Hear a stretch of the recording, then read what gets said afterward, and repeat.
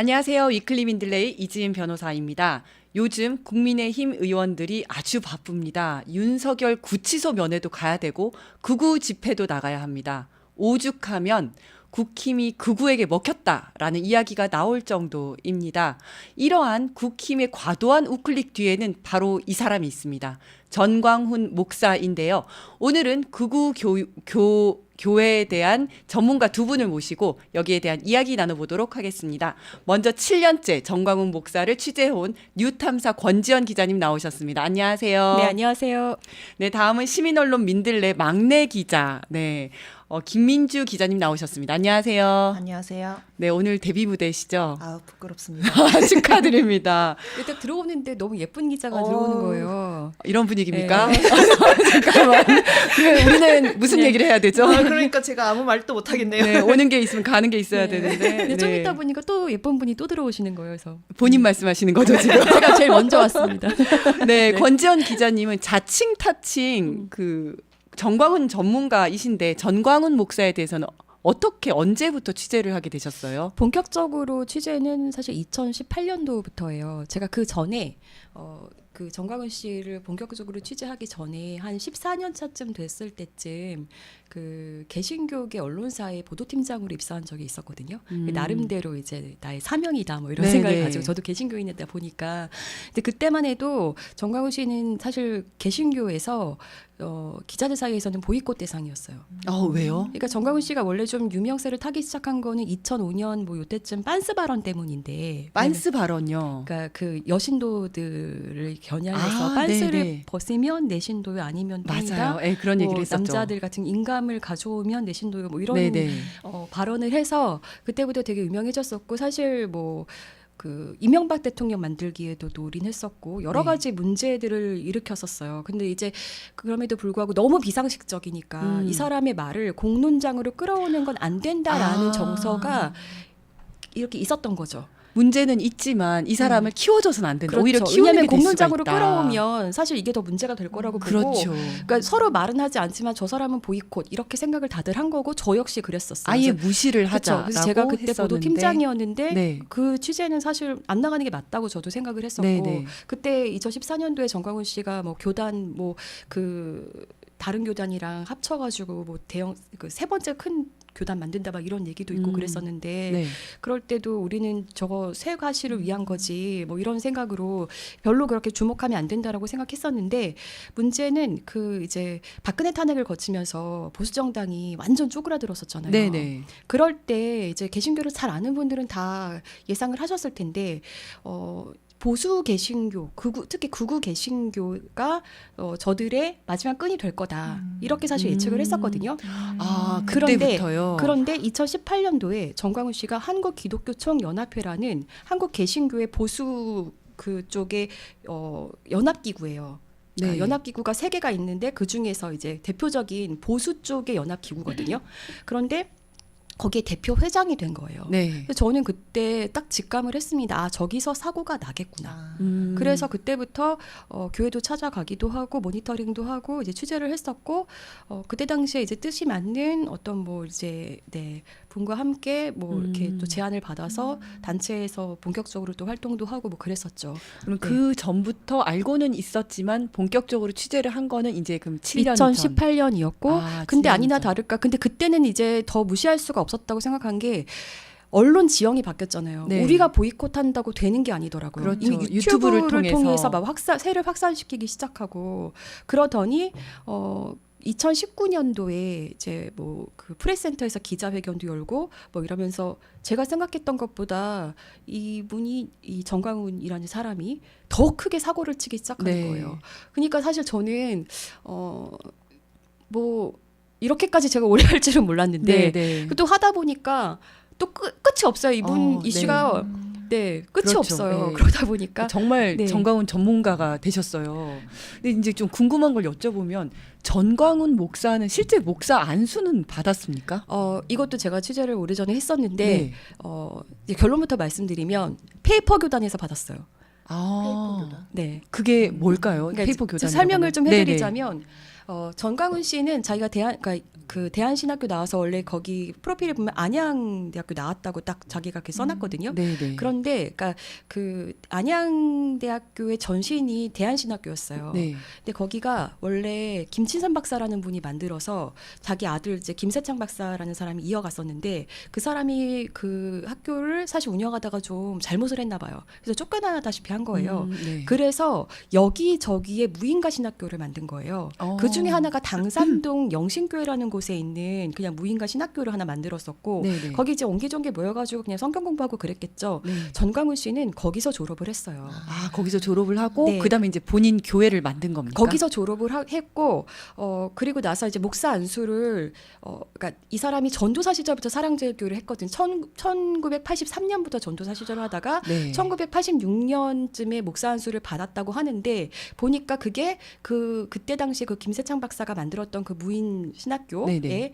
그 또 교단 같은 거를 하나 만들어 가지고 거기서 보니까 안수를 받았었던 거고 그때 이제 원래 목사 안수는 목사 안수증에 대부분 노회장이라는 이름으로 돼 있거든요. 근데 네. 전광훈 목사 안수증은 되게 특이하게 총회장으로 돼 있어요. 그래서 그것부터가 되게 이상했었는데 네, 네. 제가 어렵게 그때 그 총회장이라는 분이 미국에 계셨어서 미국에 네. 있는 분과 통화도 했었는데 나는 사실 그때 김수창 박사가 부탁해서 그냥 이름만 올렸던 거지 총회장실에 한 번도 앉아본 적도 없어요. 아, 이렇게 그렇군요. 얘기했었고 근데 이제 그러면은 그렇게 나와서 어떻게 대신이라는 교단의 총회장까지 되고 한국교회 한기총회 대표회장까지 됐는지 네. 되게 미스테리잖아요. 네. 근데 그게 어떻게 됐던 거냐면 원래 그 교단이 달라도 원래 연구원 과정이라 그래서 약간의 그 편입 과정 비슷한 그런 것들을 거쳐서 할 수가 있는 대학원 과정이니까. 네. 그런데 안양대학교에서 이게 서류가 그 대신 총회장 됐을 때 냈던 서류를 저희가 입수했던 거였는데요. 네. 그런데 거기에 처음에 대신 총회에 냈던 서류가 한번 빠꾸 맞았었어요. 네. 보니까 뭐 그 학교 직인도 없고 막 이런 것들을 내가지고 네. 그래서 이제 다시 받았는데 그 본인이 수료했다는 안양대학교 그 연구과정 보통 연구과정이라고 해도 최소 2년 정도 거쳐야 되거든요. 근데 전광훈 씨는 총 기간을 합쳐봐야 6개월 정도밖에 안 돼요.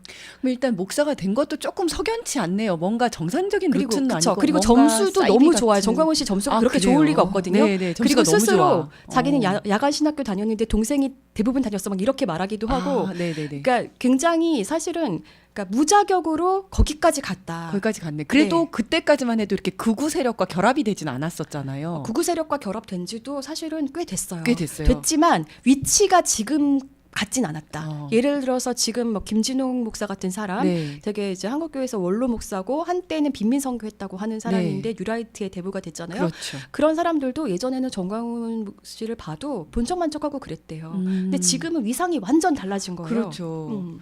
특히 이번에 서부지법 난동 사건과 관련해서 이제 주동자 이모 씨, 유모 씨가 둘 다 구속이 됐습니다. 네. 그런데 이 두 명이 전광훈 목사의 사랑제일교회에서 특임 전도사를 한다라고 이야기가 또 나오더라고요. 네. 근데 이 특임 전도사라는 것은 뭡니까? 일단은 제가 해석할 때는 네. 전광훈의 특별 임무를 받은 전광훈의 사병 중의 사병이다. 저는 이렇게 정리가 되는데요. 일단 전광훈 씨 교회에서 해명하기로는 천교도 신학원에서 배출되는 사람 전도사 중에 하나야라고 했어요. 네. 그런데 청교도 신학원을 나왔을 수도 있고 안 나왔을 수도 있어요. 그런데 문제는 뭐냐면요. 이 특임 전도사들이 임명받은 게 2022년 5월이거든요. 네. 근데 그 청교도 신학원 2019년도에 생겼고 사실 이거 자체도 문제예요. 무자격 성직자들을 잠깐 양산하는 화면에 거기 잠깐 보시면 청교도 신학회 그 화면이 있죠. 때문에. 청교도 신학원. 네. 청교도 신학원.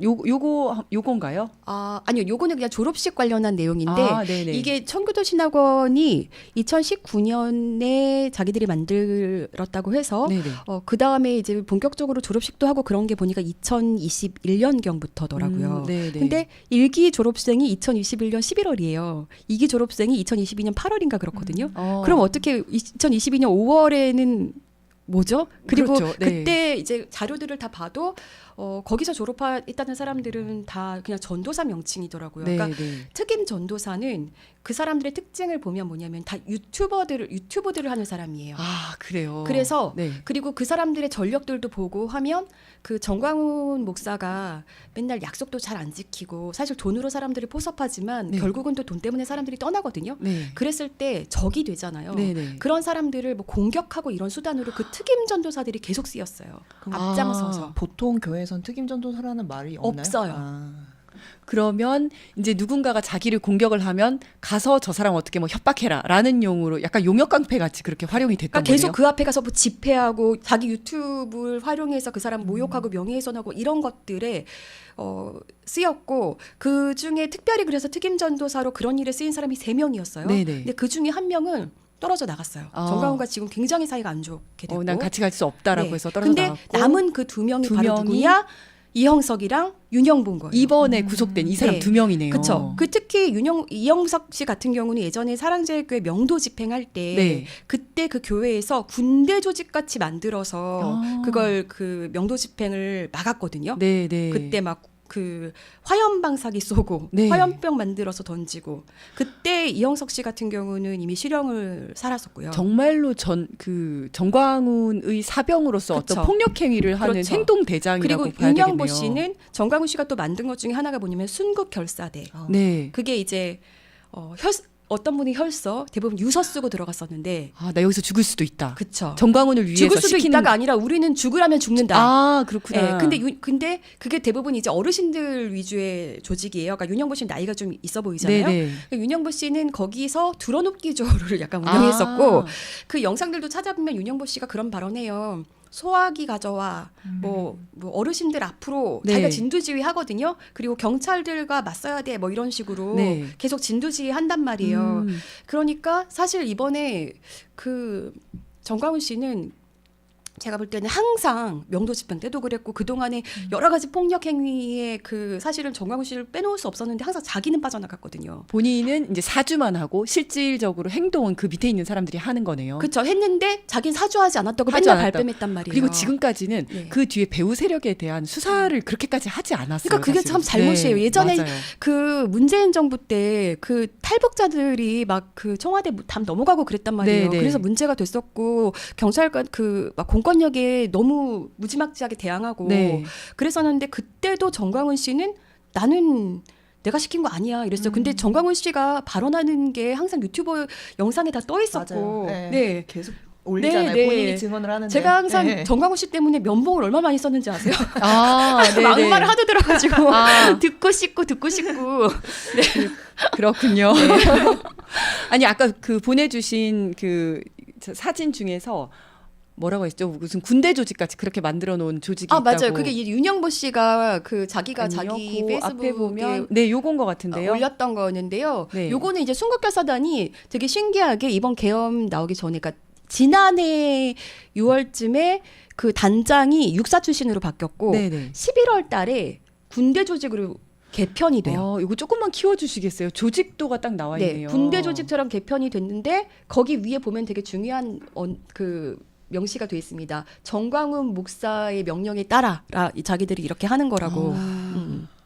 교육 그렇군요. 과정이 궁금합니다. 그렇죠. 도대체 그러니까 뭘 정말 배우길래. 아니 정말 그리고 네. 여기서 폭력 행위를 하고 사주하고 한다면 이게 조직이 있고 강령이 있고 이러면 이거는 폭력 단체거든요. 네. 이거는 범죄 단체 조직 그 폭처법에 따라서 처벌 이 자체만으로도 처벌을 받을 수 있는 사항이라는 생각이 드는데 여기에 대해서 좀 더 구체적으로 좀 이렇게 수사가 좀 들어가야 되겠다는 생각이 드네요. 네, 맞습니다. 그리고 정광훈 씨는 계속 그 계엄 전에 육사 출신들과 모여가지고 진짜 그 계엄 포고령 같은 걸 자기들끼리 선포하고 막 그랬어요. 오. 거의 오. 예, 국민혁명 한 무슨 몇 선포문이라고 년도쯤에 해서 그런 행동을 계속했던 건가요? 아니 원래 내란 선동성 발언은 계속 있었고 네네. 특히 이번 작년에 자기네가 7월 24일 날 네. 그 육사 출신들과 모여가지고 거기서 어떤 발언들이 나왔냐면 국회를 해산해야 된다. 그러니까 부정선거, 네, 예, 위원 힘실어진- 정당 해산해야 된다고 이런 이야기하고 네, 그리고 12개 언론사를 점령해야 된다. 점령해야 그리고 정광훈 된다. 씨가 주사파 무슨 뭐 반국가 세력, 네. 반국가 세력 이런 표현이 거기서 등장해요. 네, 네. 반국가 세력 뭐 거기 그런 어떤 언론사 노동자 이런 사람들 다 처단하고 네. 처단. 음. 자기들이 완장 차고 자기들 멋대로 그래서 자기들의 나라를 만들어서 다음 정부가 들어서면 뭐 그대로 넘겨주고 그 3년 안에 윤석열 정권 안에 통일한국을 만들고 완성하고 막 이런 얘기들을 발표를 했었고 그거를 실행하겠다고 했던 게 8월 15일이었는데 자기들끼리 실패했다는 거예요. 네. 10월 3일 날 그러면 또 우리가 그 시도한다 해서 또 하고 그러다가 뭐 10월 달쯤에는 거기 단장에 아마 체포가 됐었나 봐요. 그러면서 계속하면서 그걸 하는 이유는 부정선거를 수사해서 이번에 국회의원 선거를 재선거를 하도록 윤석열 대통령 압박하겠다. 만약에 이렇게 하지 않으면 우리도 대통령에 대한 지지를 철회한다. 압박을 한 거예요. 거기에서 이제 정광훈 목사도 거기에 계속 같이 있는 거죠. 있었죠. 거기에 이제 주도적인 역할을 한 거죠. 네. 사실은 제가 말씀을 들어보니까 이게 정말 내란 선동이 될 것 같거든요. 내란 선동입니다. 그렇죠. 예전에 통진당에 네. 그 이석기 의원이 했었던 것도 뭐였었냐면 자기들끼리 모여가지고 북한이랑 전쟁이 날 수도 있다. 전쟁 나면 우리는 북한이랑 싸우는 게 아니라 우리는 미국이랑 싸워서 우리가 주체적으로 통일 세력을 만들어야 된다. 이런 이야기를 하면서 전쟁 나면 우리 뭐 할지 한번 토의해 보자. 이랬더니 누구는 단전단수 해야 된다. 누구는 우리 무기 있어야 되지 않겠냐. 누구는 에이 설마 전쟁 나겠어요. 누구는 우리 모두가 마음으로 하나가 돼야 돼요. 막 별의별 얘기가 나오지 않겠습니까? 그랬는데 이 사람들 다 유죄를 받았어요. 그러니까요. 네. 근데 정광훈 씨 집단 거기 집단은 부정선거를 앞세워서 대통령을 압박하고 이걸 우리가 이런 걸 완성하겠다라고 아예 목표를 확실하게 세우고 한 거예요. 근데 교인들이 그런 거에 대한 이상함을 느끼지 않나요? 사실 그게 이상함을 느끼면 여기까지 왔겠습니까? 그러니까 일반적으로 교회가 하는 그 행동이나 이게 너무 사실 다른데 그렇죠. 그게 근데- 사실 밖에서 보면 이해하기가 너무 힘든 거예요. 근데 그렇게 네. 생각하시면 안 되는 게 네. 이게 진짜 큰 문제인데요. 일반 보수교회 교인들 중에 전광훈은 너무 싼티나고 막말하고 네. 거칠어서 싫어. 하지만 그 사람이 하는 말은 다 맞아. 아. 이런 교인들 되게 많습니다. 그러니까 특히 기본적으로 대형교회 목사들이 대부분의 인식이 그래요. 극우적인 생각을 하고 있는데 네. 대놓고 막 이제 그렇게 점잖은 막말하지 척 않아서 포장을 그렇지. 할 뿐인 거지 속내는 비슷하다. 그게 그러니까 진짜 문제인 거예요. 무섭고. 오히려 그 말에 동조를 하면서 좀 시원함을 느낄 수도 있겠네요. 그런 사람들은 그렇죠. 겉으로 따라다니지 그래서 않아도. 여의도 수목교회 같은 경우도 고민이 뭐였는지 아세요? 헌금이 네. 자기네한테 와야 되는 자기 신도들의 헌금이 자꾸 정광훈한테 간다는 거예요.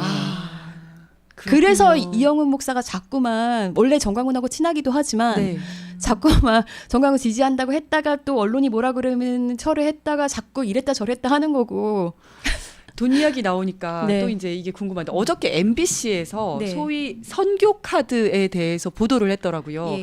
그러니까 그간 내란 옹호 집회 나오면 활동비 주겠다라고 계속 이야기를 했는데 이거 알고 봤더니 정광훈이 어떤 이제 신용카드 같은 거를 뭐 본인이 발급한 거 아니지만 여기에 가입을 하면 뭐 좋다라고 하면서 그걸 통해서 이제 돈을 마련했다라는 건데요. 그리고 이 카드가 무슨 선교 카드로 확인된 거 아니겠습니까? 이 선교 카드는 시작한 지 되게 오래됐어요. 그리고 저는 이미 2019년도에 취재를 했었는데 네네. 근데 이게 그게 이제 밖으로 드러난 게 어저께 이제 처음으로 드러난 거네요. 어떻게 보면. 그러게요. 저는 많이 홍보했는데 왜 안 아. 드러났을까요? 저의 부족함입니다. 참. 네, 선교 슬프네요. 카드에 대해서 먼저 네. 좀 설명 좀 해주세요. 선교 카드가 네. 2006년도에 농협이랑 계약을 맺고 시작한 걸로 저는 알고 있고요. 네, 그 그때 이름 당시 자체가 선교, 선교 카드예요? 카드예요. 아, 네, 선교 카드라는 거를 계속 만들어서 자기네끼리는 그렇게 했었고, 그러니까 이게 초창기에 시드머니를 만들어준 역할을 했어요. 그러니까 선교 카드뿐만이 아니라 정광훈 씨는 되게 여러 가지 사업에 손을 댔어요. 심지어 뭐 상조회사며 뭐 이런 것까지. 네네. 그런데 선교 카드 그리고 보험업이라든지 콜센터 이런 거 되게 오랫동안 했었거든요. 네. 그런데 이거를 금난교회라고 감리교회 네. 굉장히 대형 교회가 있어요. 네네. 거기서 정광훈 씨가 초창기 2000년대 초중반 이때 집회를 많이 열었었고 열게 되면은 교인들한테 다 뿌려서 네. 그걸 이제 사인해주고 그렇게 해서 많이 모집을 했었어요. 그렇게 해서 그게 정광훈 씨가 시드머니를 모을 수 있는 비결이 됐었고, 근데 그때는 제가 취재했을 때 2019년도에는 이게 누적 개수가 1000몇 정밖에 안 된다 그랬었어요. 네네. 그러니까 사실상 약간 좀 실패한 사업으로 보였죠. 근데 이번에 MBC 보도 나오는 거 보니까 4만 장이라고 하잖아요. 그러니까 굉장히 정치적으로 그 사람들을 규합해서 자기 돈벌이에 잘 활용한 거죠. 그리고 정광훈 씨 사업체는 이것뿐만이 아닙니다. 네. 네. 그래서 그렇지 않아도 오늘 권지연 기자님께서 민들레에 단독을 주시겠다라고 네네네, 맞습니다. 하셔가지고요. 네. 그동안 어디에도 나오지 않았던 어디에도 정광훈- 나오지 않았던 네, 정광훈의 사업 사업체 리스트를 리스트. 오늘 가지고 오셨어요. 사실 이게 다는 아니에요. 그러니까 지금 정광훈 씨 집단에서 만약에 요거 보면 얘가 이거는 요게 이제 뺐네라고 하실 수도 있는데 그래요? 뺀 게 아니라 너무 많아가지고 몇 개 뺀 거고요.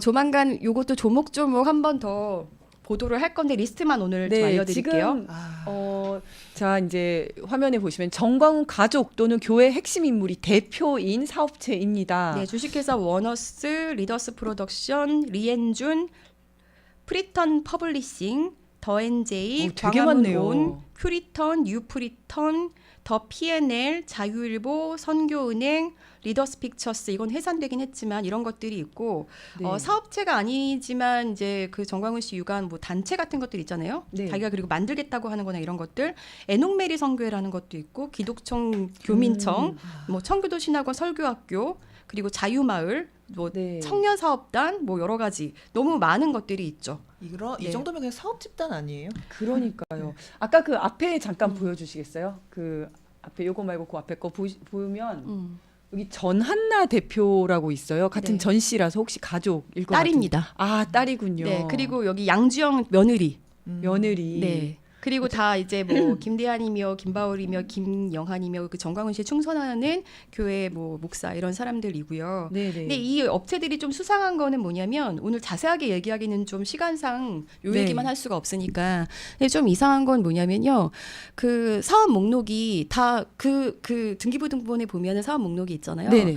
굉장히 많은 것들이 들어가 있어요. 이것만 해도 뭘 되게 다양하게 할 수 있는 그리고 겹치는 게 되게 많아요. 네. 그러니까 되게 의심이 되는 거는 옛날부터 교인들은 이제 그런 걸 한번 찾아봐라 자전거래라든지 근데 네. 그거를 뭐 회계를 제가 들여다볼 수는 없잖아요. 그렇죠. 네. 그러니까 이게 되게 답답한 노릇이고 그러니까 국세청이 한번 털어야 들여다봐주면 되는데. 좋을 텐데라는 생각을 이제 갖고 있는 거고 여기서 수상한 건 뭐냐면 전한나가 감사인 리더스 프로덕션이라고 있어요. 그러니까 네, 이름에서도 리더스 프로덕션 두 번째네요. 느껴지시겠지만 네. 리더스 프로덕션이라고 하면 그냥 뭐 영상 제작물이라든지 뭐 이런 거 만드는 데잖아요. 그런 게 이제 네네. 주요 사업 목적으로 들어가 있는데 여기 보면 여론조사 연구자문 및 조사정보 데이터베이스업이 있습니다. 여론조사. 요거 한번 조사해봐야 됩니다.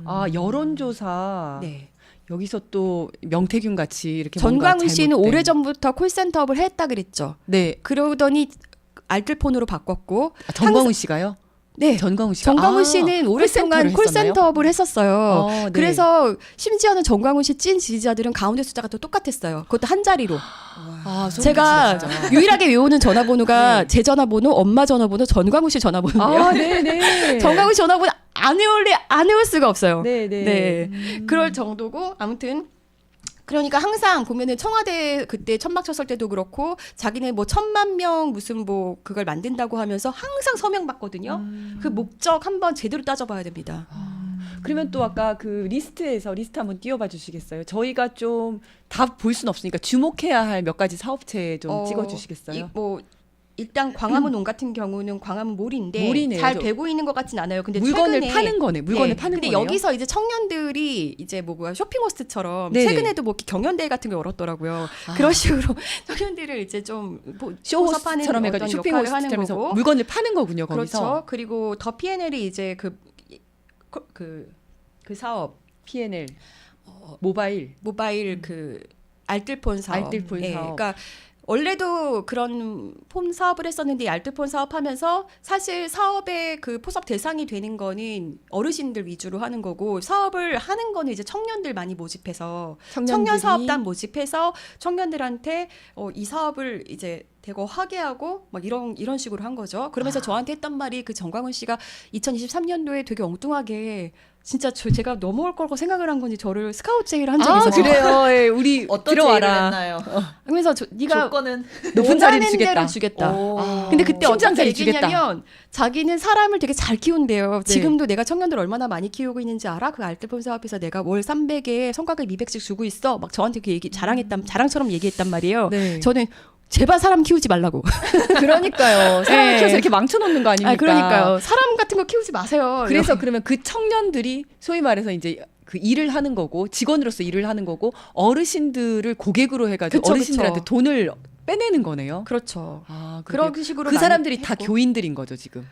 그러니까 정광훈 씨 교회는 일반 교회와 달라요. 왜냐하면은 한국 교회에 사실 문제라고 했던 게 개교회주의거든요. 자기 교회만 네네. 이렇게 생각하는. 근데 정광훈 씨 교회는 되게 역설적으로 그 개교회주의를 타파하긴 했어요. 그러니까 나쁜 방식으로 타파를 했네요. 나쁜 자기 목적을 교회 위해서. 교인들만 모이는 게 아니라 네. 저기 교회, 여기 교회, 전국 교회에서 다 모이잖아요, 사실. 맞아요. 예. 예. 다 모이죠. 그리고 여기 보면은 자유일보 같은 경우는 전한나 씨가 대표인데 이 언론사도 정광훈 씨가 만들려고 되게 노력 많이 했었어요. 네. 그래서 예전에 정광훈 씨가 요거 우여곡절이 좀 있었는데 네네. 처음에 만들 때 막 그 광고 같은 거 있잖아요. 네.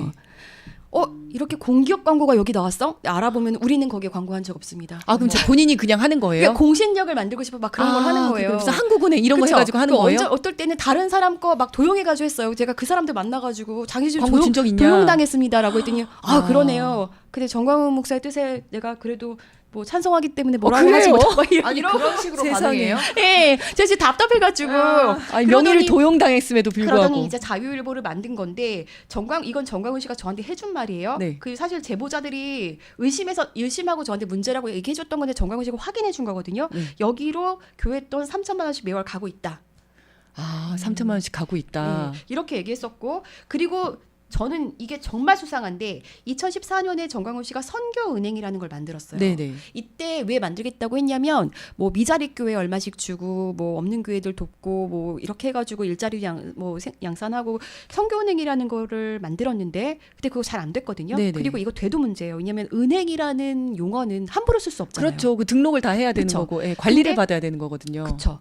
근데 그거 안 됐고 한데도 이게 도대체 왜 아직까지 있는지 모르겠는데 아직까지 있고 이 많은 업체들의 대부분이 대표가 전한나 씨가 사실 대표나 임원으로 들어가 있잖아요. 근데 전광훈이 처음부터 끝까지 계속 대표를 유지하고 있는 게 바로 선교은행이에요. 네. 이건 굉장히 수상하죠. 그러네요. 네.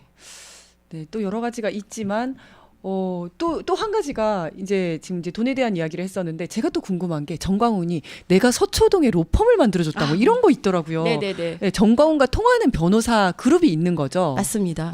그리고 그 사람들이 지금 김용현 전 장관의 변호인이고요. 변호를 하고 있고. 그러니까 맞아요. 정광훈의 그 특임 전도사들이 사고를 칠 때마다 네네. 그래서 정광훈하고 함께 그 피고 명단에 피고인 공동 피고인이 되거나 할 때마다 그 변호를 가장 적극적으로 했던 게 파라클레투스라는 네. 이름을 자유서울로 바꿨거든요. 네네. 거기 변호인들이에요. 그리고 거기에다가 정광훈 씨랑 되게 오래 전부터 함께했던 또 변호사가 법무법인 취향 가을 햇살의 고영일 변호사고, 그러니까 그 사람들 다 정치의 뜻이 있는 사람들로 보이거든요. 네네. 거기에 이명규 변호사 같은 경우는 윤석열 동기에다가 정광훈 당에서 그 이제 자기가 후보로도 나왔었고 그 고영일 같은 경우도 매번 기독자유통일당 그 이제 대표를 하면서 계속 후보로 나왔고 이번에 강서구청장 보궐선거로도 나왔었고 네. 그러니까 정치의 꿈을 계속 꾸는 사람들인데 이 사람들이 정광훈도 계속 변호하면서 이제 지금 김용현 전 장관의 변호도 하고 있고 그리고 네. 뭐 서부지법 폭동 사태 일어나니까 이제 거기 폭도들 변호도 하고 있고 그러면 이제 폭도도 변호해주고 이러면 그 돈은 누가 주는 건가요? 정광훈 목사가 주는 건가요? 그래서 제가 이번에 물어봤습니다. 네네. 그 돈은 누가 줍니까? 대답을 못 하고 갔습니다. 아니 그 좀 궁금한 게 그 7년 동안 그렇게 7년도 더 넘는 기간 동안 계속 정광훈 목사를 취재를 했으면 네. 정광훈 목사도 알 거 아니에요, 그죠? 저를 잘 알죠. 잘 알죠. 네. 그거 와서 뭐 물어보면 이제 좀 친한가요? 어때요, 관계가? 처음에는 네. 다른 기자들 일부러 좀 저 기분 나쁘라고 하는 건지 모르겠지만 그냥 같은 진보 진영에 있는 기자들인데 제 전화는 죽어도 안 받고 아, 그래요? 일부러 옆집 뭐 기자는 이렇게 받아주는 네네. 거 같고 저는 이렇게 보이콧하고 죽어도 왜냐면은 제가 정광훈 돈 없다 그러면 집 찾아주고 뭐 없다 그러면 수반에 물게 해주고 야, 너 여기 부동산 여기 있잖아. 뭐 너 이렇게- 사업체 이것도 있잖아. 이것도 이러면서. 있잖아 자꾸 네. 찾아주고 하니까 싫었어. 이게 그러다가 네. 2023년도에 정광훈 씨가 되게 교회 내에서 좀 곤란한 경우가 있었어요. 일명 네. 고추물 사건이라고 하는 사건이 좀 있었는데 네. 얘기하자면 그게 너무 그 뭐예요? 그거 얘기하자면 너무 지저분해서 너무 지저분해요. 네네네. 아니, 어떤 넘어가겠습니다. 방향으로 지저분한 건지. 그러니까 고추물이라는 게 그 먹는 고추가 아니고요. 아, 네. 알겠습니다. 예. 네네네. 몇 년도에 있었다고요? 네, 그거는 몇 되게 년도? 오래전에 오래전에. 있었던 사건인데 네네네. 그 사건에 대해서 사실 저는 그 되게 내 말을 소상히 알고 있었고 네. 이미 그거에 대한 취재는 다 돼 있었는데 너무 지저분해서 얘기하고 있지 않았는데 네. 정광훈 씨가 이제 그때 당시에 수세에 몰렸는지 설교 시간에 자기가 자기 입으로 그 얘기를 떠드는 거예요. 아, 네네. 그러니까 제가 이제 문자를 보냈죠. 목사님 어쩌고 저쩌고 이거 설교에서 말씀하셨던데 제가 알기로는 이렇습니다. 이거 맞죠? 라고 보내니까 갑자기 저한테 연락이 왔어요. 네. 대담을 하자고. 아, 대담을 대담? 하자고. 대담을 하자고. 아, 그냥 언론에서 이렇게 다 까놓고 같이 그쵸. 생방송으로. 그러니까 이제 정광훈 씨 입장에서는 자기가 억울하다. 아니 이제 내가 이렇게 떳떳하게 언론하고 인터뷰도 한다라는 걸 보여주고 싶었는지 네. 그 대담을 하자고 했는데 그래놓고는 자기가 불안했던 것 같아요. 네. 왜냐면 제가 뭘 물어볼지 모르잖아요. 그렇죠. 제가 자기에 대해서 어디까지 알고 있는지도. 그렇지. 네. 그러니까 자꾸만 질문지를 달래요.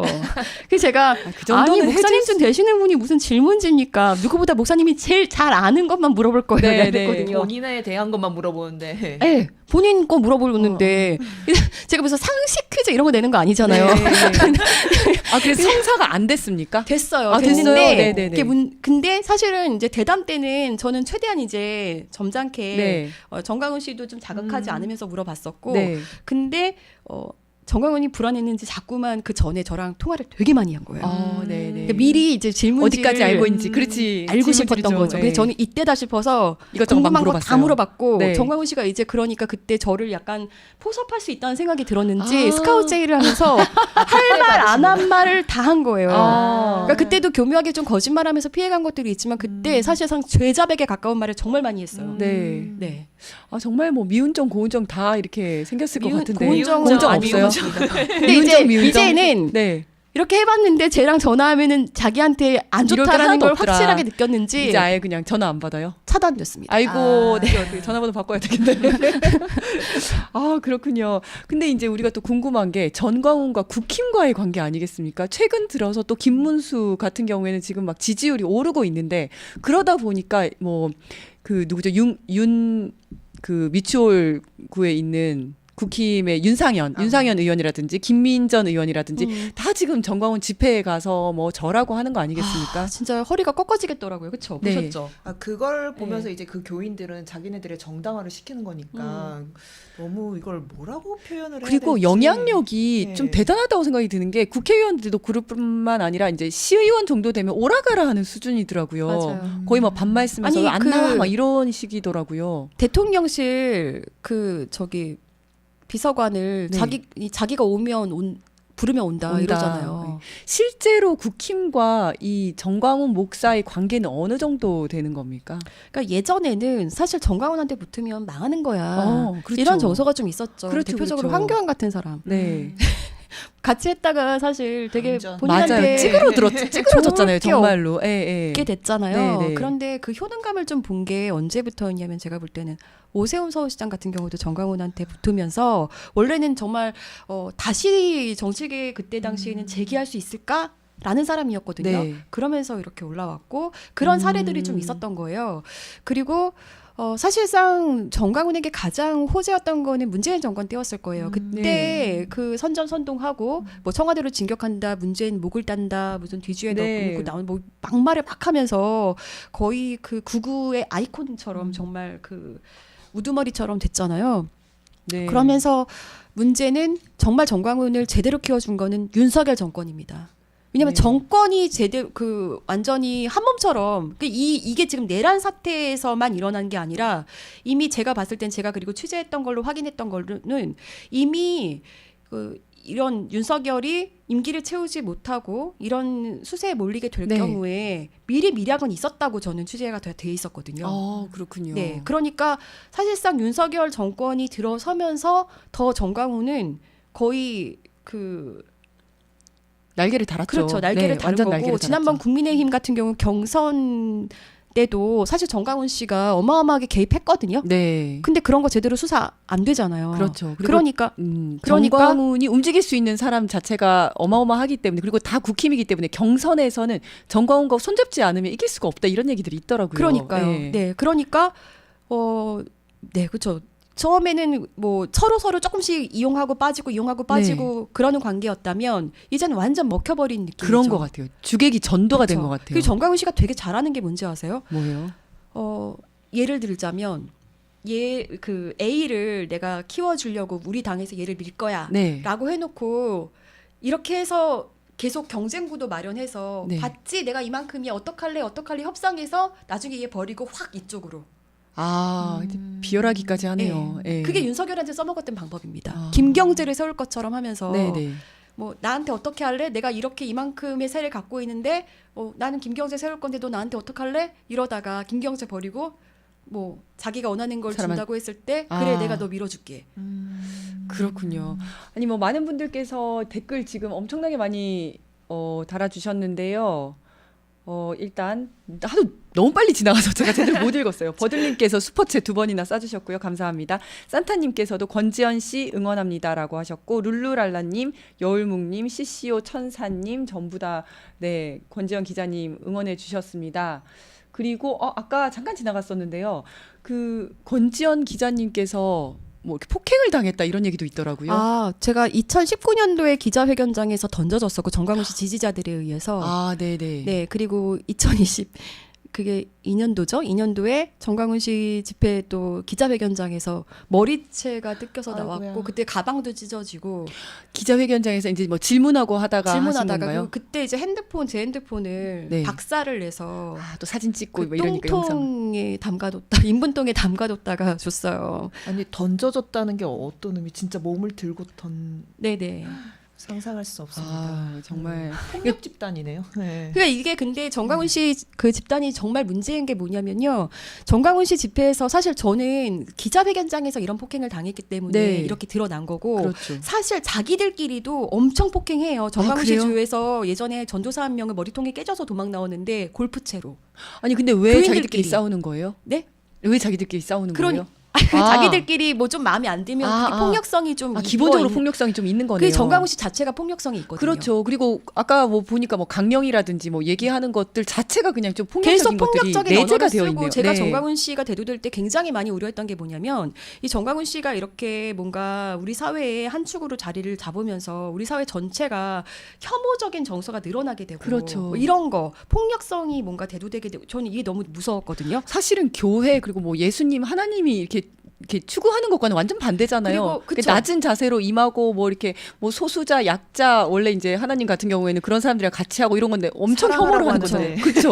그리고 다 혐오하는 거기 거죠. 보면은 약자들을. 그래서 나오는 구호들이 되게 무섭잖아요. 빨갱이는 죽여도 돼. 뭐 이렇게 뭐 척결 처단 막 이런 얘기하고 그렇게 네네. 하면서 자기들의 어떤 효능감을 느끼고 그리고 그때 문재인 정권 때 정광훈 씨가 청와대에서 막 그렇게 집회할 때 정광훈 씨 그 집회에 가겠다면서 정광훈 씨 교회 전도사가 그 제지하는 202 경비단이었거든. 네네. 그 사람을 이제 제지하니까 그거를 제지하는 걸 듣지 않고 그냥 경찰을 매단 채로 11km를 주행해서 문제가 된 적이 있어요.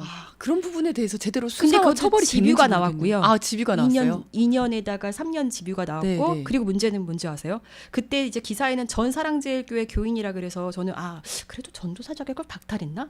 그럴 리가 없는데 이 교회가 전이라고 그렇게 해서 하니까. 봤어요. 네네. 제가 찾아봤어요. 네네. 그 사람은 목사가 됐어요. 그래요. 네. 아, 승진. 문제가 많네요. 네. 폭력성이 오히려 승진하는 기준이 될 수도 있는 건가요? 그럴 수도 있겠네요. 네. 사람들한테 보여줄 때 이렇게 뭔가 강한 모습을 보이고 이러면 액션을 크게 취해줄 수 있는 사람.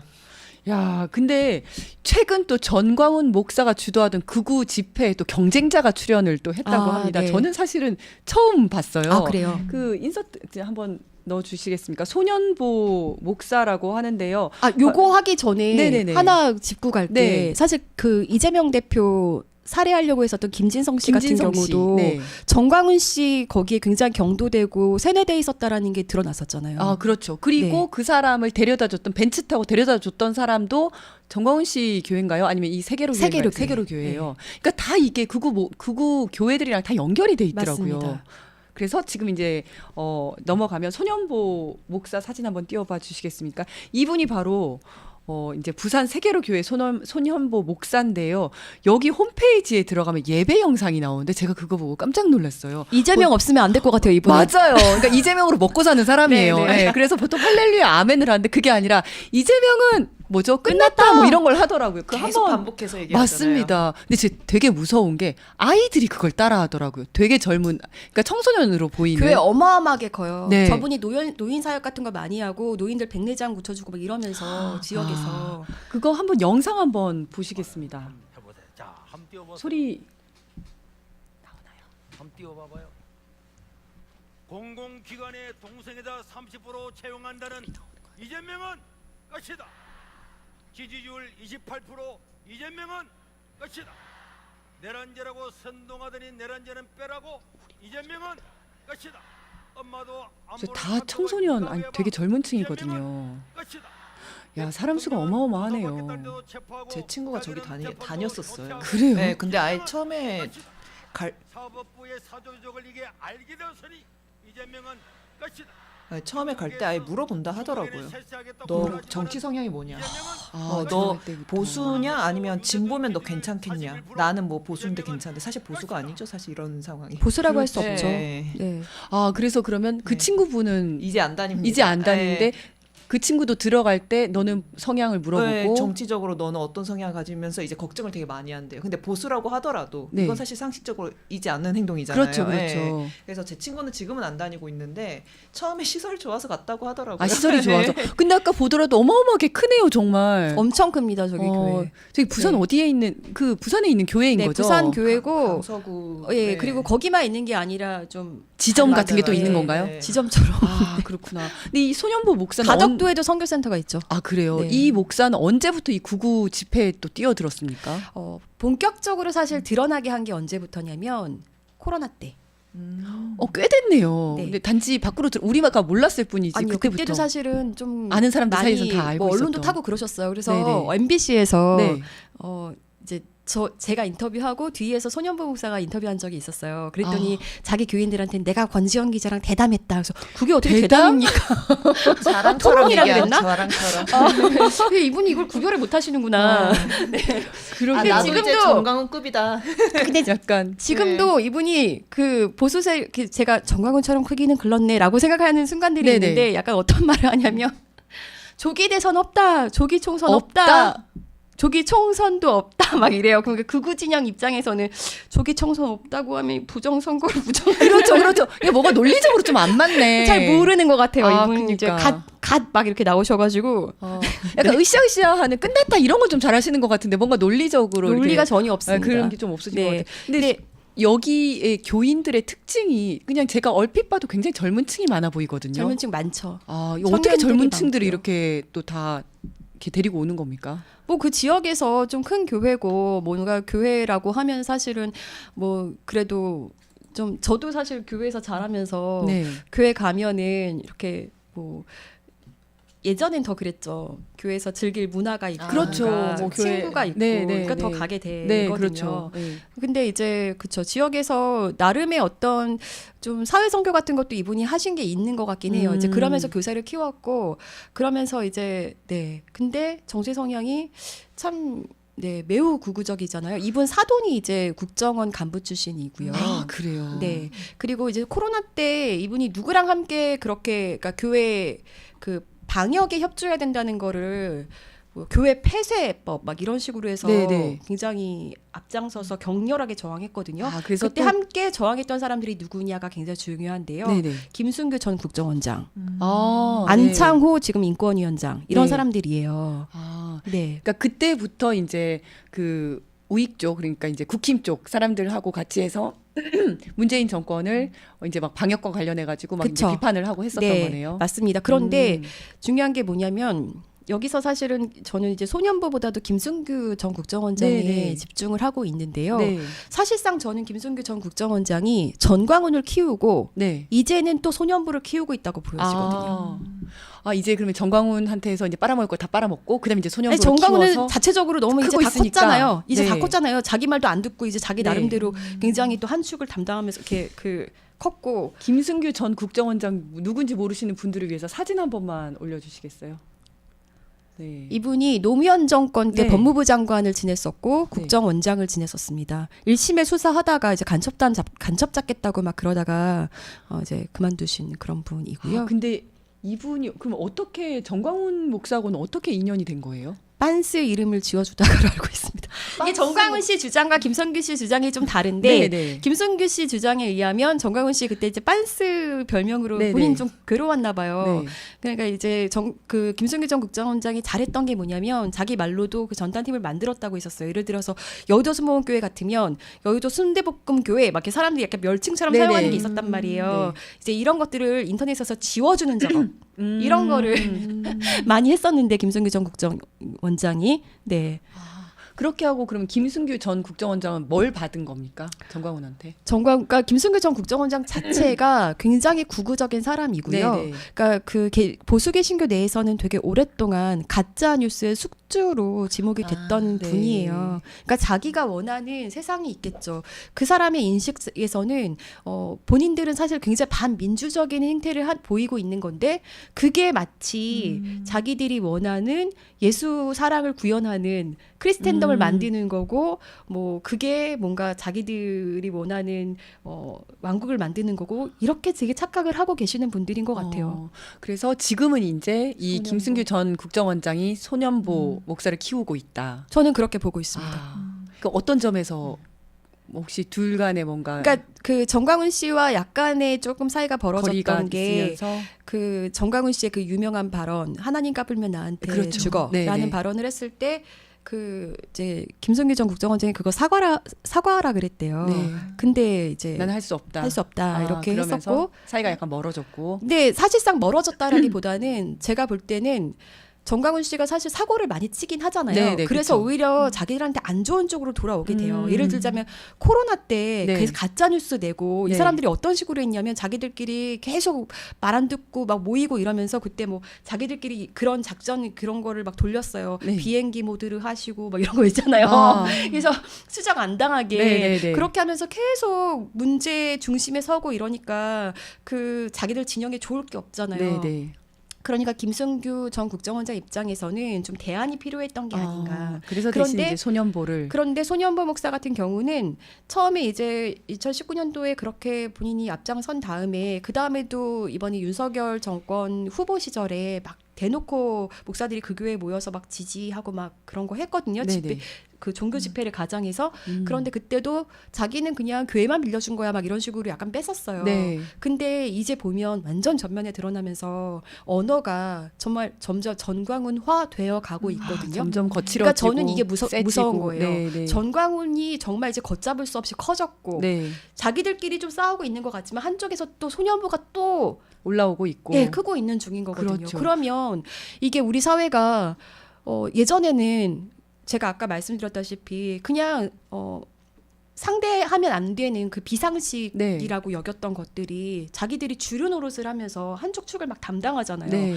그러면서 나라 전체를 흔들잖아요. 그렇죠. 근데 이렇게 하도록 발판을 마련해 준 게 다른 사람이 아니라 대통령이라는 게 그렇죠. 저는 도저히 용납이 국가- 안 되는 네, 거죠. 용납이 사실은. 안 되는 겁니다. 네, 네. 그러니까 사실은 이 말씀을 듣기 전까지만 해도 정광훈이 배우다 내지는 소년보가 배우다라고 생각을 했었는데 더 배우가 지금 있는 거잖아요. 정광훈 씨가 항상 그 이제 검찰이나 이런 데 수사받거나 법원에서 뭐라고 했었냐면은 예전에는 문재인이 간첩이다 막 이렇게 네, 계속 네. 얘기했었잖아요. 네. 근데 그것도 표현의 자유로 대법원까지 문제가 나왔단 말이에요. 네. 그러니까 이런 것도 자꾸마가 문제가 되는 겁니다. 그런데 그거를 누구한테 들었냐? 나는 김순규 전 국정원장한테 들어서 내가 그렇게 말한 거야.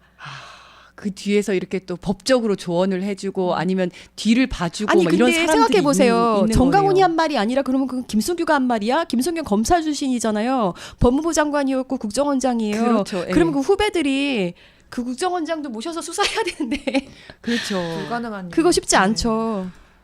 이제 걱정이 됩니다. 그런데 또 궁금한 게 이 소년보 목사와 정광훈 목사 둘이도 또 사이가 안 좋잖아요. 제가 이제 듣기로는 뭐 자기들끼리 또 뭐 분화가 된다 이러면서 광화문파, 여의도파 이런 얘기들을 하더라고요. 둘은 또 왜 사이가 안 좋아진 겁니까? 둘은 원래 좋진 않았어요. 원래부터. 좋지 않았어요? 네. 왜냐면은 그 김순규 전 국정원장을 멘토 삼아서 정광훈이 컸고, 근데 어느 날 갑자기 정광훈 입장에서는 어디서 굴러온 돌이 박힌 그렇죠. 돌을 빼내듯이 예, 예. 확 올라온 거거든요. 예, 예.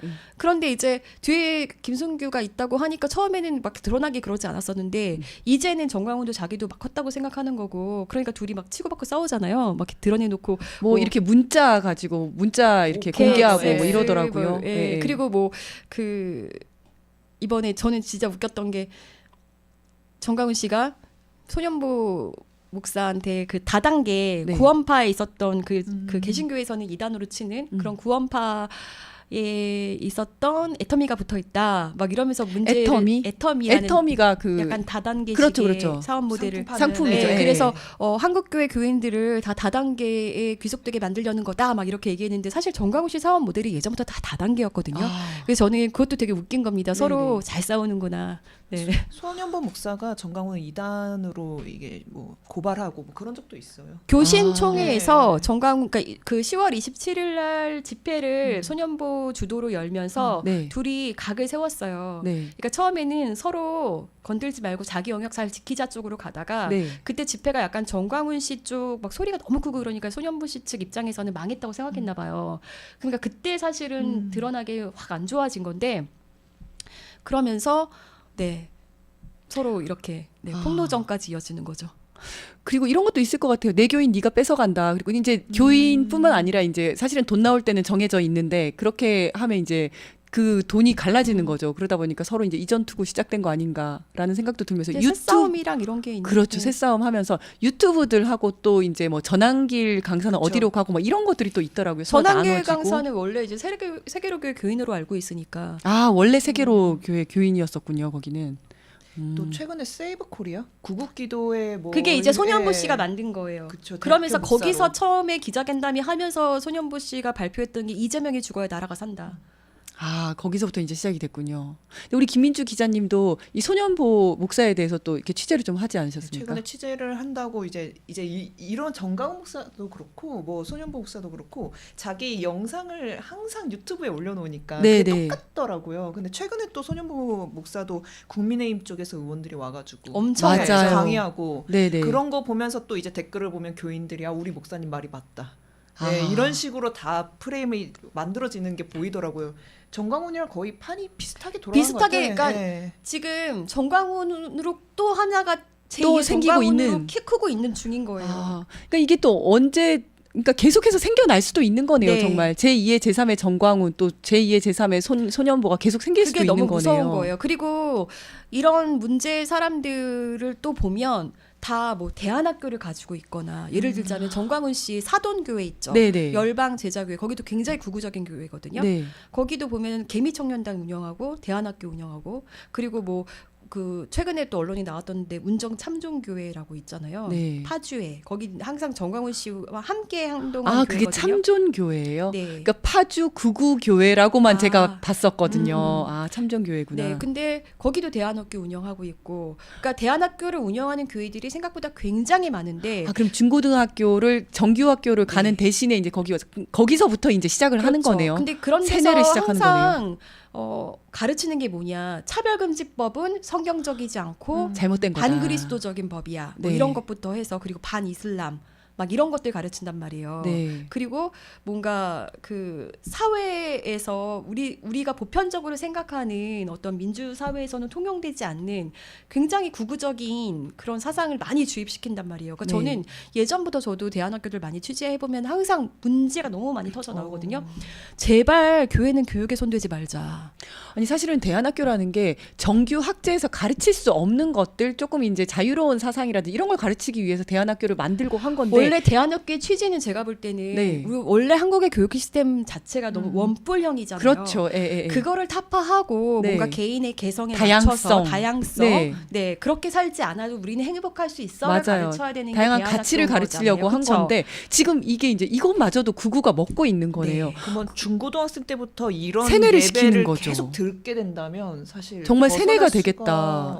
없지 그쵸. 않을까요? 예. 그러면 이제 이 또 방송을 들으시는 많은 분들이 계실 거니까 이제 우리 아이들 아니면 주변의 사람들을 이런 곳에서부터 좀 이렇게 구해내기 위해서는 어떻게 해야 될까요?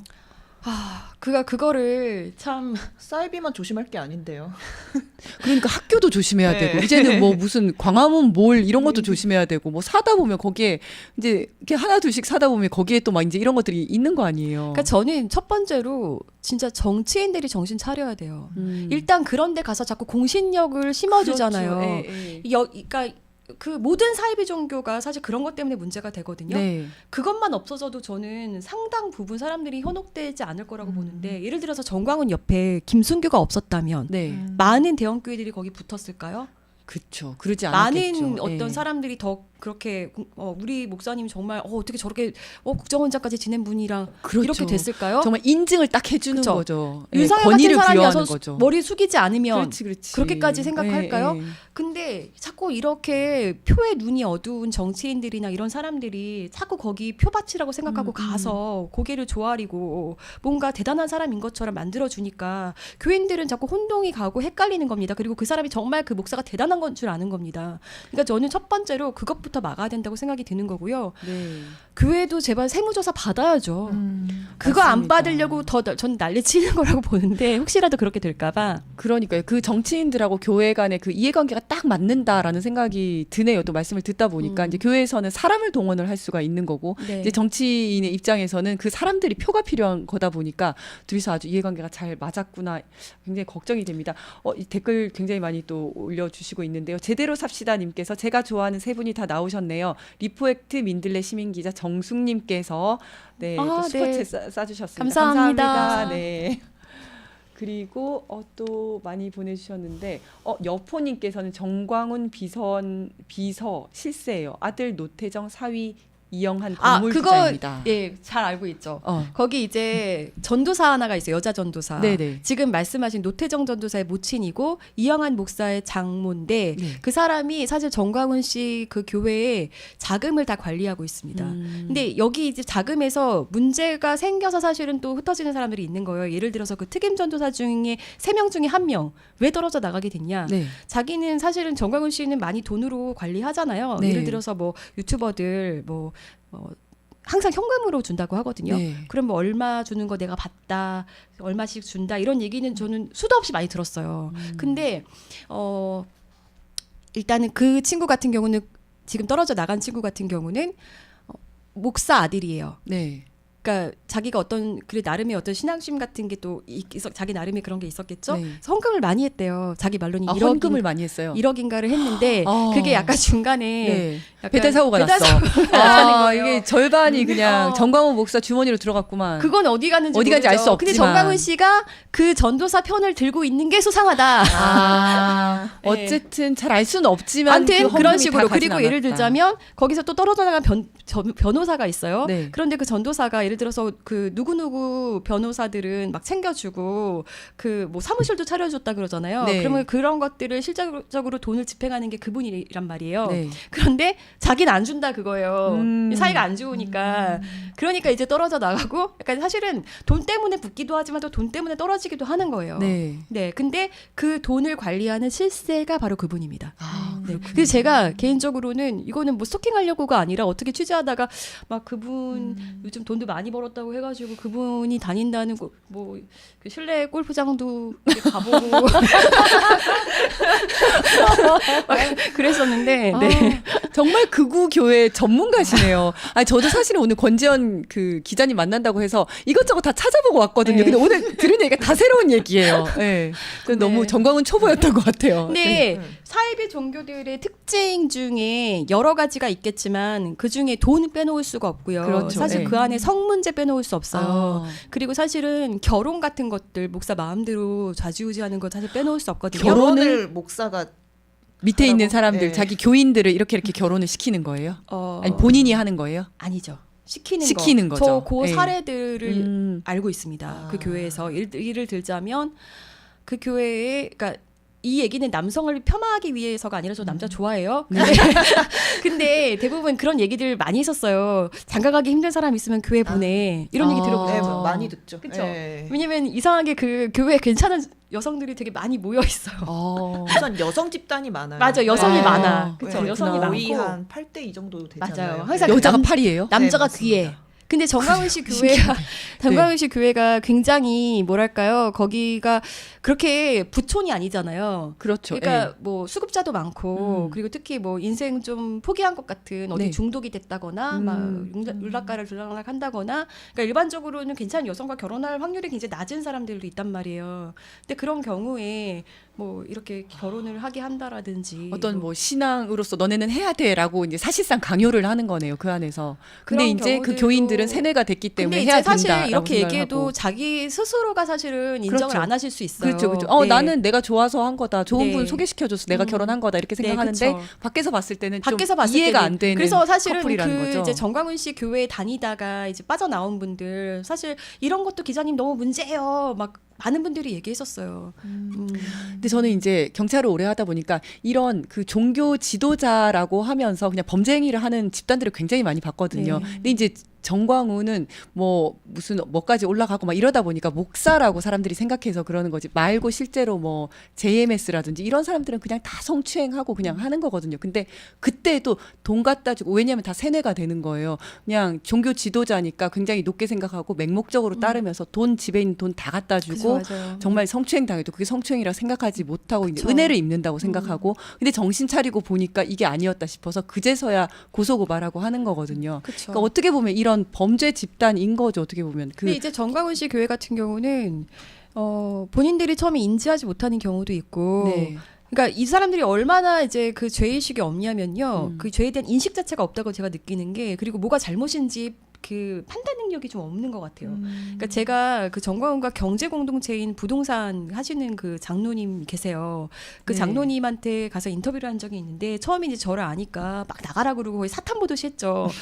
네. 근데 제가 아이고 장로님 어떻게 이 교회는 그렇게 집바친 분들이 많아요라고 했더니 그래 그런 걸 물어봐야지.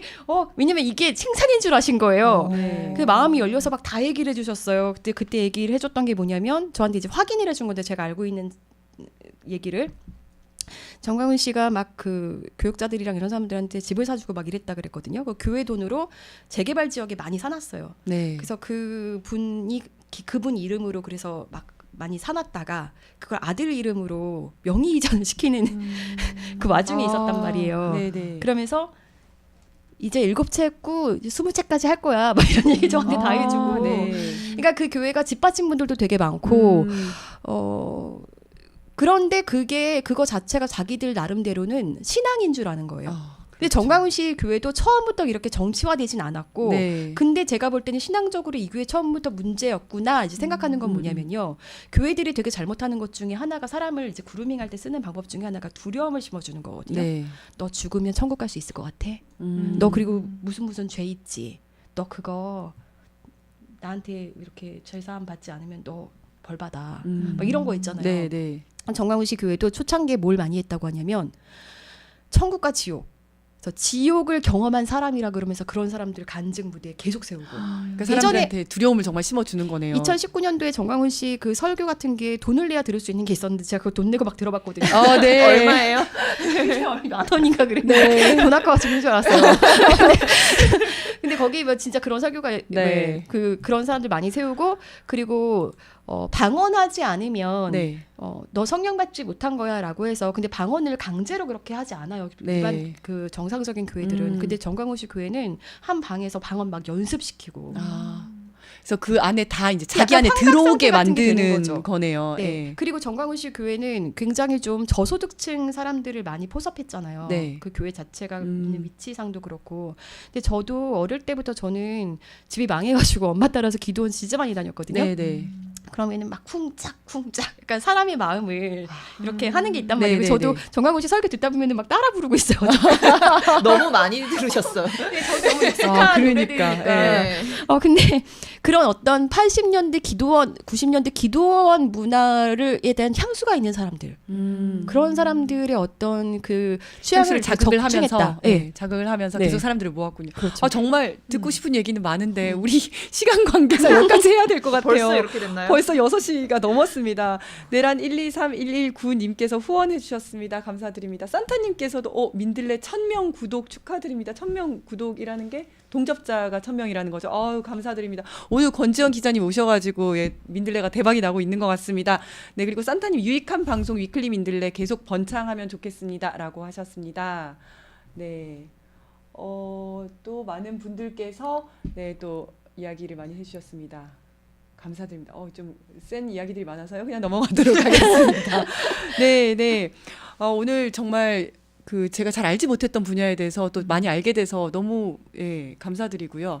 오늘 어떠셨어요? 오늘 첫 방송이셨는데 얘기가 너무 흥미진진해가지고 너무 몰입되죠. 몰랐어요. 그래서 네. 말할 기회를 준비해야 되는데 아니요. 제가 지금 들을 때가 아니다. 네. 네.